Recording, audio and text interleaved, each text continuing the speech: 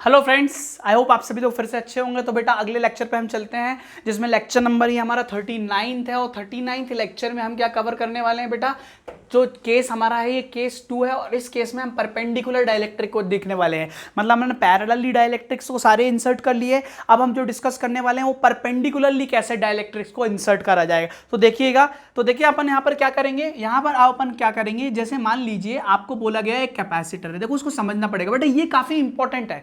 देखो ये इसलिए इंपॉर्टेंट है क्योंकि इसमें ज्योमेट्री का थोड़ा सा ट्रिक है, वो आपको समझना पड़ेगा। कैसे समझना पड़ेगा, तो मैं आपको कोशिश करता हूं 3D में बनाने की। देखो अगर मैं एक प्लेट बनाता हूं, जैसे ये आपको एक प्लेट मैंने बना के दी, ठीक है, ये एक 3D प्लेट है, पीछे की तरफ जा रही है ये प्लेट, तो ये आपकी एक प्लेट हो गई, ठीक है, ओके। तो इसी तरह से अगर मैं एक और इसके डायमेंशन की एक प्लेट बनाऊं, ध्यान से देखना बेटा, तो अगर मैं इसके एक डायमेंशन की प्लेट बनाने की कोशिश करूं, तो क्या मैं ऐसा बोल सकता हूं ये प्लेट इस तरीके की बनेगी, ऐसे ऐसे, ये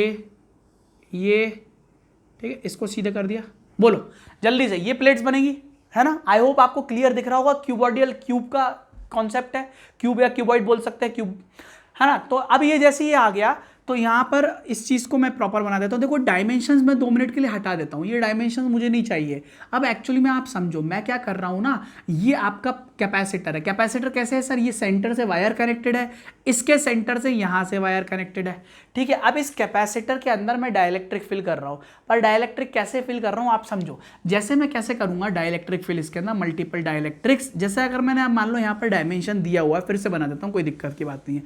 जैसे डायमेंशन दिया गया है, तो मैं क्या कर रहा हूँ, परपेंडिकुलर बनाना है मुझे, तो मैं क्या करता हूँ, एक स्लैब बनाता हूँ। कैसी स्लैब बनाऊंगा मैं, एक लेट से एक ऐसा स्लैब बनाया मैंने, है ना, और ये स्लैब मैंने बनाया लेट से जैसे मान लो इसको 1 मिनट के लिए, आई एम सॉरी, मैं आपको थोड़ा सा कैसे प्रॉपरली दिखाऊं, हाँ देखते हैं अपन इसको।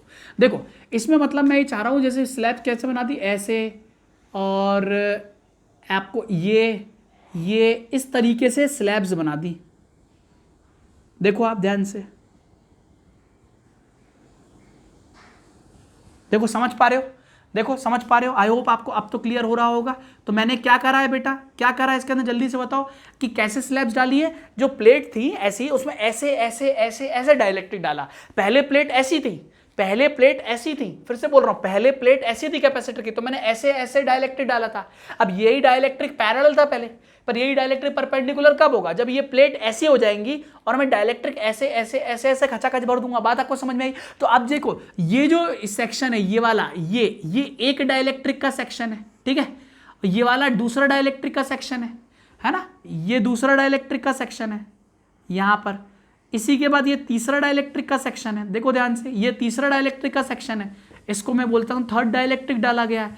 आपको आई होप समझ में आ रहा होगा। देखो बहुत क्लियर डायग्राम है, मतलब समझ रहे हो ना कैसे प्लेट्स के पैरेलल नहीं है। अब जो स्लैब्स डाली है मैंने ऐसे ऐसे ऐसे ऐसे, ये परपेंडिकुलर स्लैब्स हैं। बात आपको समझ में आ रही है। चलो मैं ये क्यों दिखाना चाह रहा हूं आपको, आप समझना। एरिया क्या था मेरा, कैपेसिटेंस का एरिया क्या था। देखो कैपेसिटेंस में जो एरिया यूज होता है वो इस प्लेट का एरिया यूज होता है, जो मेरी ये वाली ऊपर वाली प्लेट है ना।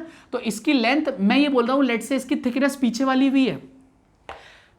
एक्चुअली में क्या होता है, थोड़ा सा ऐसे बच्चे सामने नहीं होता, थोड़ा समझाने में दिक्कत होती है, तो ये काफ़ी ज़्यादा इमेजिनेशन वाला पार्ट है, तो थोड़ा फोकस रख के आप समझना। मैं क्या बोल रहा हूँ बेटा, ये जो लेंथ, ये जो पार्ट है ये है बी, और ये इसकी लेंथ एल है। क्या है, ये है बी, ये है लेंथ। हमेशा ध्यान रखना कैपेसिटर में यूज कौन सा एरिया करते हैं, जो प्लेट का कैपेसिटेंस की जो प्लेट्स होती हैं उनका एरिया यूज करते हैं। अब देखो, अब हम मैं इसको 2D फिगर बनाऊं, तो 2D फिगर में इसको इक्विवेलेंट्स कैसे बना सकता हूं। मैं बोलता हूं लेट से ये कैपेसिटर है, और इस कैपेसिटर में एक्चुअली में मैंने क्या किया है, ऐसे प्लेट्स डिस्ट्रीब्यूट कर दिए परपेंडिकुलरली। एक ये प्लेट ये कर दी है, एक प्लेट ये कर दी है, एक डाइलेक्ट्रिक का सेक्शन ये कर दिया है, और एक डाइलेक्ट्रिक, मतलब 2-3 डाइलेक्ट्रिक बहुत है, ऐसे फुलफिल्ड कर दिए हैं। तो हुआ क्या, ये जो प्लेट है, ये जो डाइलेक्ट्रिक है, K1 है, ये K2 है, ये K3, आपको ये सामने ऐसे ही दिख रहा है, बट ये पीछे क्या है, पीछे पूरा प्लेट्स भरा हुआ है। बात आपको समझ में आ रही है, ठीक है। तो देखो ऐसे परपेंडिकुलर कर दिया है, तो जैसे ही परपेंडिकुलर कर दिया, तो क्या मैं इस सेक्शन को ऐसे लिख सकता हूं क्या, देखो इसको ऐसे अरेंज कर सकता हूं कि एक कैपेसिटेंस मेरा हो सकता है ये वाला हो जाए, देखो एक कैपेसिटेंस ये वाला हो जाए, एक कैपेसिटेंस मेरा ये वाला हो जाए, दूसरा वाला, एक कैपेसिटर मेरा ये वाला हो जाए, तीसरा वाला, ठीक है। तो ये तीनों कैपेसिटर मेरे हो जाएंगे। तो ये आपका हो जाएगा। देखो आप ध्यान से, अब मैंने एक्चुअली में क्या करा, जो मैंने क्या बोला कि एक जो कैपेसिटर आपका ये सेक्शन हो गया, पूरी की पूरी पीछे तक की प्लेट हो गई ये वाली, देख रहे हो ध्यान से, आई होप आपको समझ में आ रहा हो। जो एक कैपेसिटर था ये पीछे वाली पूरी प्लेट हो गई, एक कैपेसिटर ये, उसके बगल में जो दूसरा स्लैब मैंने डाला हुआ था ये वाला, उसके बगल में जो तीसरा स्लैब डाला हुआ था ये वाला, तो एक स्लैब ये वाला, दूसरा स्लैब ये वाला, तीसरा स्लैब, इस पूरे को ऊपर कनेक्टेड है, और एक स्लैब ये वाला, एक स्लैब ये नीचे कनेक्टेड है। तो देखो इस तरीके से स्लैब बन गया। बात आपको समझ में आ रही है? बट आप ध्यान रखना बेटा, ओवरऑल जो मेरा कैपेसिटेंस था, ओवरऑल ओरिजिनल, उसकी प्लेट ऊपर वाली थी, बट अब जो मेरे कैपेसिटर हैं वो कैसे हैं बताओ? वो कैपेसिटर तो ऐसे ऐसे बन गए ना, पहला सेक्शन, दूसरा सेक्शन, तीसरा सेक्शन।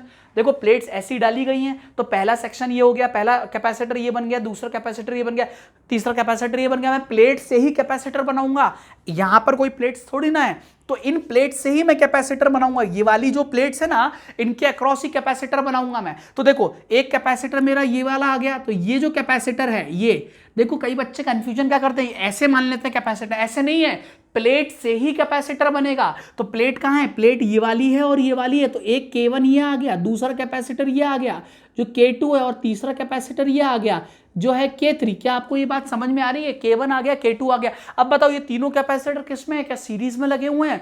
बिल्कुल क्लियरली है, सीरीज में लगे हुए हैं। सीरीज में नहीं लगे हुए बेटा, पैरेलल में लगे हुए हैं।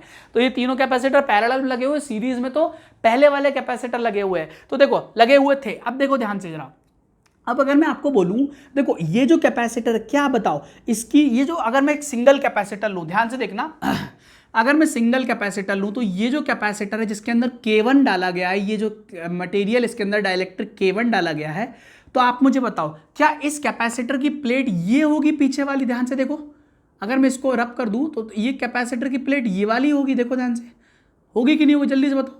यही तो प्लेट होगी एक्चुअली में, कैपेसिटर तो ऐसे ही दिख रहा होगा ना, होगा तो ऐसे ही हमें दिख रहा है वैसा। तो देखो ये होगी, ये इस तरह से प्लेट होगी। आई होप आपको क्लियर हुआ हुआ ये प्लेट होगी ना गाइस, बताइए आप। तो देखो ऐसे फील्ड होगा ये कैपेसिटर, इसके अंदर इस तरह से मटेरियल फील्ड होगा ये।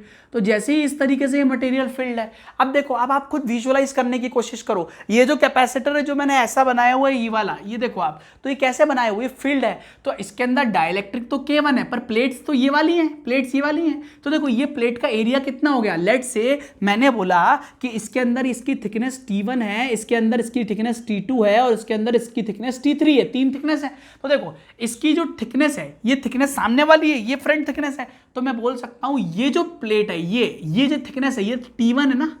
ध्यान देना, T1 पीछे वाला नहीं है, T1 पीछे वाला नहीं है, ये सामने मैंने बनाया, आपको सामने की प्लेट बनाई, जैसा ये फिगर है ना, जैसे ये बनाया पीछे तक प्लेट जा रही है, तो T1 थिकनेस ये वाली होगी, T1 थिकनेस ये होगी, तो पीछे तक कितना है? पीछे तो मैंने अभी बोला B है, जल्दी से बोलो, ये प्लेट पीछे तक कितनी जा रही है? B जाएगी ना, जितना पीछे ओरिजिनल प्लेट की कैपेसिटर होगा उतना ही पीछे तक ये B जाएगा।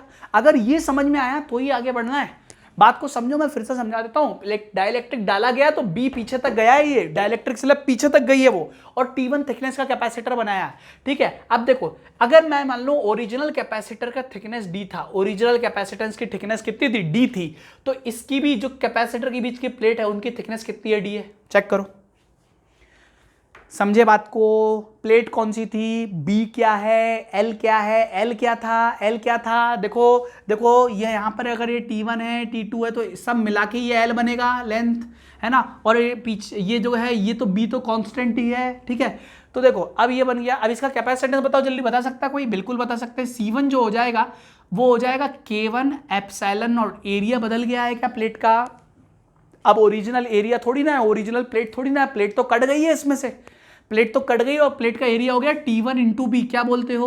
T1 into B. क्या आपको ये समझ में आया है ना? और इसकी प्लेट की जो नीचे थिकनेस है epsilon not A by D, तो ये भी चेंज हो गया, ये ओरिजिनल है, D के बराबर है। सिमिलरली बेटा अगर मैं C2 की बात करूं तो मैं बोल सकता हूं दूसरी प्लेट में भी आप चेक करो, दूसरी प्लेट में भी सेम टू सेम रहेगा, ठीक है। तो K2 यहाँ पर आ जाएगा epsilon not T2 into B और divide by D। Similarly C3 आ जाएगा K3 epsilon not T3 into B divide by D।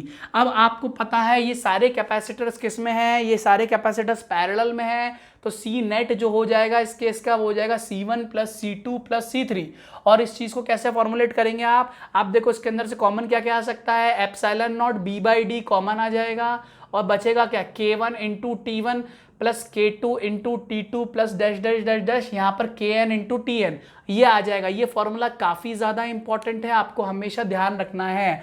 ध्यान देना, दोनों केसेस अपने आप में काफ़ी ज़्यादा इंपॉर्टेंट है। जब मैंने प्लेट्स ऑफ जो डाइलेक्ट्रिक को पैरेलल टू प्लेट डाला गया था पहले केस में, और अब डाइलेक्ट्रिक को ना परपेंडिकुलर टू प्लेट डाला गया है। क्या आपको बात समझ में आ रही है? तो जैसे ही मैंने परपेंडिकुलर टू प्लेट डाला गया तो एक स्लैब ये बन गई, एक बन गई, ये वाली बन गई। तो तीनों को हमने इस तरह से फॉर्मुलेट कर दिया। आई होप आप सबको ये वाली बात बहुत अच्छी तरह से क्लियर होगी। आगे ही दो केसेस हुए, और भी केसेस हैं। कैसे केसेस हैं बेटा? यूनिक केसेस है, वेरिएबल डाइलेक्ट्रिक के केसेस हैं। ठीक है, तो अगली क्लास में हम वेरिएबल डाइलेक्ट्रिक के केसेस डील करेंगे। आई होप आपको ये क्लियर हुआ होगा। Thank you so much.